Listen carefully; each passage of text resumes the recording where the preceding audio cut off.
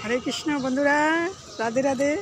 দেখো, সারাটা দিন চলে গেল, এখন সন্ধ্যা হয়ে এলো।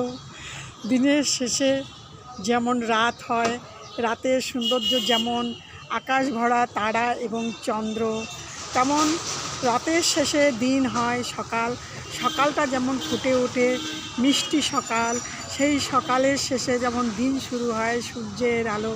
সূর্য যেমন দিনটাকে সৌন্দর্যময় করে তোলে, তেমন আমাদের প্রত্যেকটা মানুষের জীবনে অনেক আশা নিয়ে আমরা দিন ও রাত কাটাই। সেই রাত বা দিন আমাদের কাটবে কীভাবে সেটা কিন্তু আমরা বুঝে উঠতে পারি না। কারণ সঠিক মানুষের সঙ্গে যদি দেখা হয়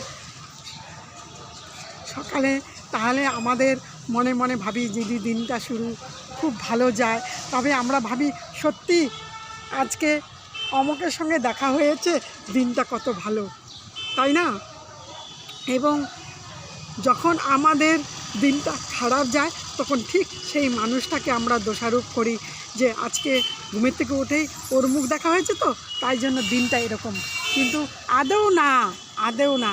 আমরা যেভাবেই উঠি না কেন, সকালে আমরা নিজেকে খুব খুব সুন্দর করার জন্য যে একটা সুন্দর পদ্ধতি থাকে, সেটা হচ্ছে ভগবান মুখ দর্শন করে উঠতে হবে। সঙ্গে যদি মা বা বাবা থাকে, ওনাদের মুখ দর্শন করতে হয়। এবং যখন আমরা চকির থেকে পাটা নিচে নামাই, সেই সময়টা হচ্ছে আমরা বসমাতাকে স্পর্শ করে তাকে প্রণাম জানিয়ে দিনটা শুরু করতে হয়।